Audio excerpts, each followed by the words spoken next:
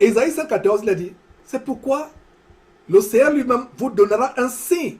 Donc la naissance de Jésus-Christ par une femme, une jeune fille enceinte, parce qu'on dit jeune fille, elle n'était pas encore mariée.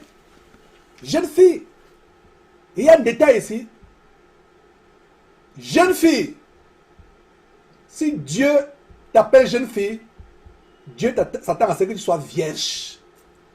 Aujourd'hui, à 12 ans, 13 ans, 15 ans, les jeunes filles sont des vierges.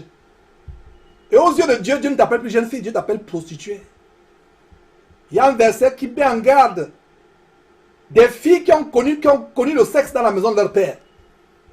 Si toi, ma soeur, tu as connu un homme étant encore dans la maison de ton père, tu t'es prostituée.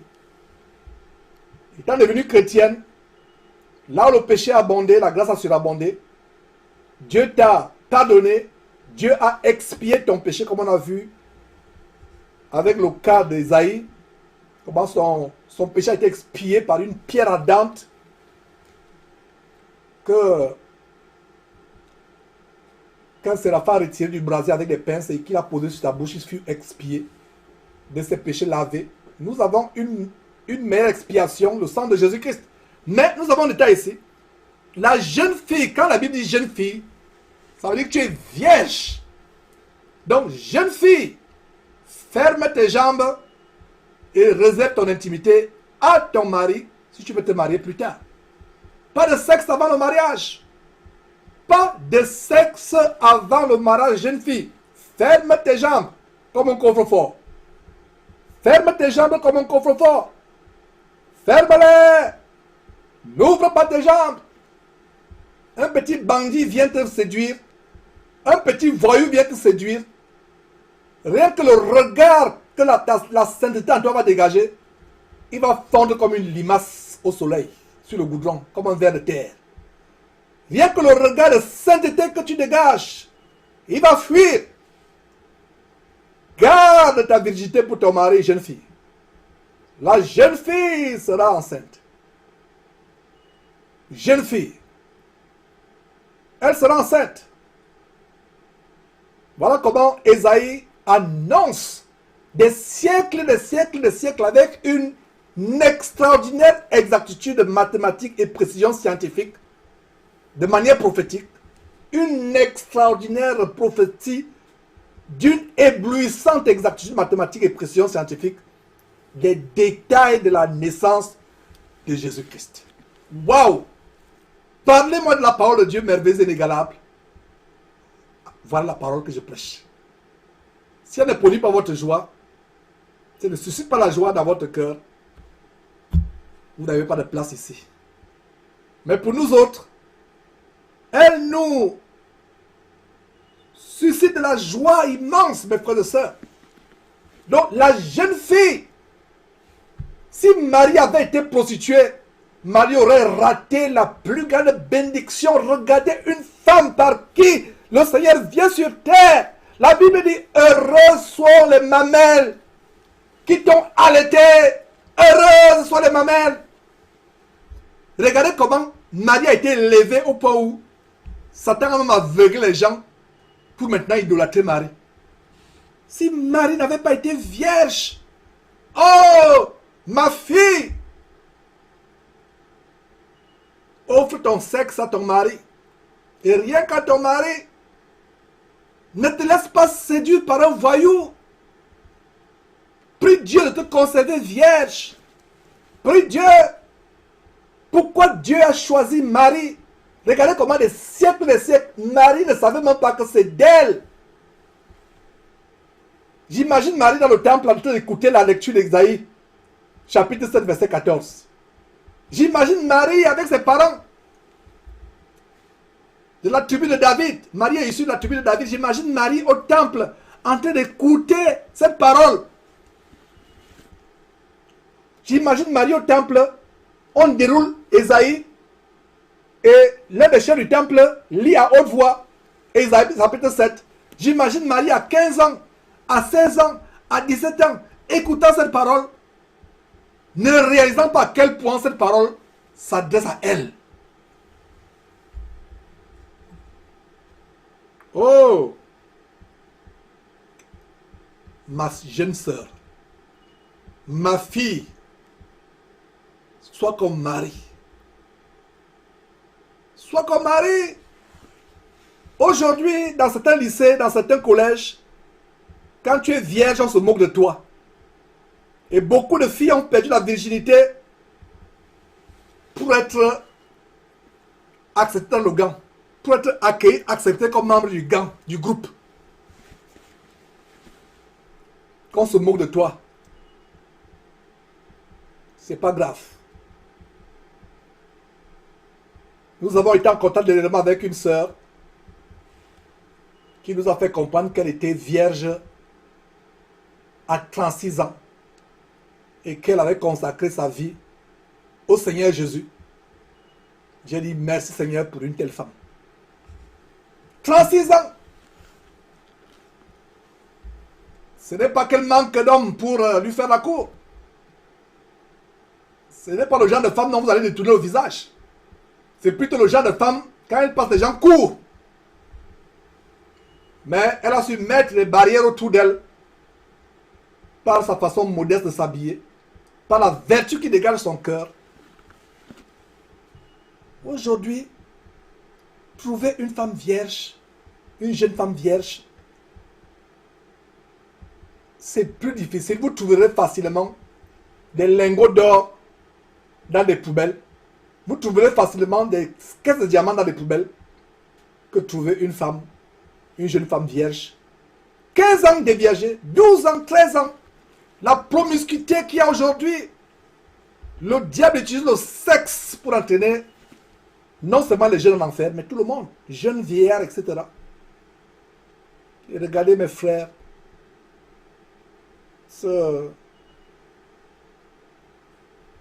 récit merveilleux. La jeune femme, la jeune fille, pas jeune femme, la jeune fille. Non seulement c'était une fille, mais jeune fille. Donc, ça nous donne un peu l'idée de l'âge qu'avait Marie.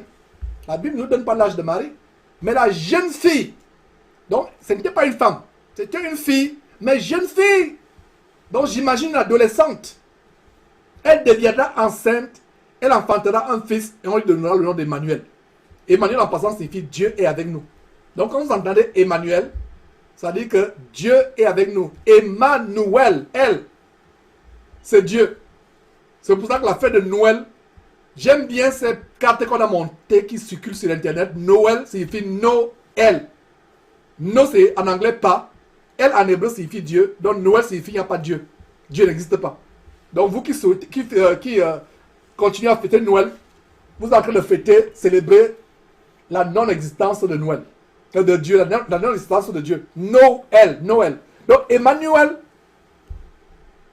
signifie Dieu avec nous. Noël, Noël. Donc la fête de Noël signifie no en anglais, quelque chose qui n'existe pas. Et elle, c'est Dieu. Donc Noël, Dieu n'existe pas. J'aime bien cette carte. Alors, elle lui donnera le nom d'Emmanuel. Si Marie ne s'était pas conservée pure, vous voyez, elle n'aurait pas été celle qui a enfanté, qui a gardé le Seigneur Jésus dans son ventre pendant 9 mois, qui sentait les battements, qui sentait l'enfant bouger. Elle a couché cet enfant, elle a pris soin de cet enfant, elle a élevé cet enfant, elle a allaité cet enfant. C'est pour ça qu'il a dit, heureuses les mamelles qui t'ont allaité. Et regardez comment, exactement, quand l'ange se manifeste à Marie et à Joseph, qu'est-ce qui se passe? En Matthieu chapitre 1, exactement mes frères et sœurs, au verset 18, qu'est-ce que nous voyons? Matthieu chapitre 1, verset 18. Matthieu chapitre 1, verset 18. Voici de quelle manière arriva la naissance de Jésus-Christ. Marie, sa mère, ayant été fiancée à Joseph, se trouva enceinte par la vertu du Saint-Esprit avant qu'ils eussent habité ensemble. Elle se trouva comment? Enceinte par quoi? Par la vertu du Saint-Esprit, pas par la vertu d'un homme, d'un spermatozoïde, mais par la vertu du Saint-Esprit, avant qu'ils eussent habité ensemble. Souligné avant qu'ils puissent habiter ensemble. Et les faux pasteurs, comme Teddy Sono et compagnie, vont vous annoncer, vous dire le contraire. Vous dire que non. Ce que Jean dit là, il vous égare. Donc lisez ce verset et dis-moi qui égare qui. Qui égare qui? Quel exemple suivons-nous? L'exemple des bordels comme la bordelle de Proverbe chapitre 7, la femme prostituée.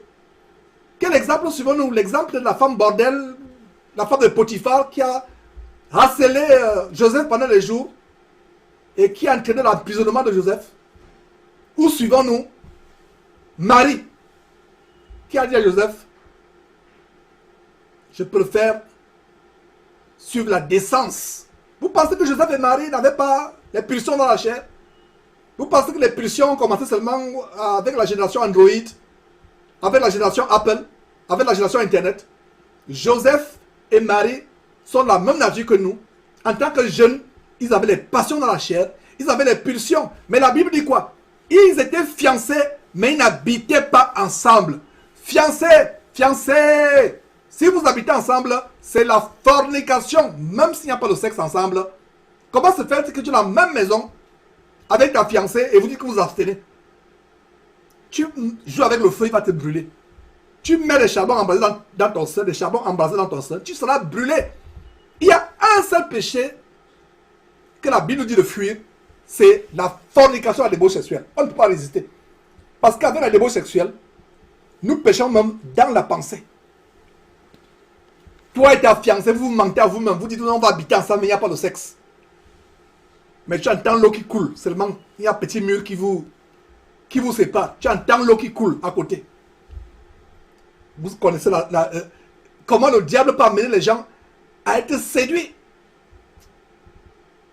Ou bien pensant que tu n'es pas à la maison, pensant que tu es sorti. Là voilà, elle sort au salon en culotte, petite culotte. Et tu es là. Tu es là tétanisé. Vous mentez à vous-même. Ce n'est pas à Dieu que vous mentez. Ces prédicateurs qui vivent dans la fornication, dans le concubinage, au lieu d'avouer publiquement qu'ils vivent dans le concubinage, de demander pardon au peuple de Dieu et de se retirer, de cesser d'enseigner, ils veulent vous amener dans le concubinage avec eux. Continuez à les suivre. Pour ma part, je prêche la vraie parole. Qu'elle soit dure, qu'elle soit radicale, je prêche la vraie parole qui apporte le salut, la délivrance. Qu'est-ce que nous voyons? Il a dit quoi? Voici de quelle manière arriva la naissance de Jésus. Marie, sa mère, ayant été fiancée à Joseph, se trouvant enceinte par la vertu du Saint-Esprit. La révélation ici pour les fiancés chrétiens, avant qu'ils eussent habité ensemble. Un point, un trait, avant qu'ils eussent habité ensemble. Si quelqu'un est fornicateur et vous enseigne de limiter la fornication, imitez-le, c'est votre problème.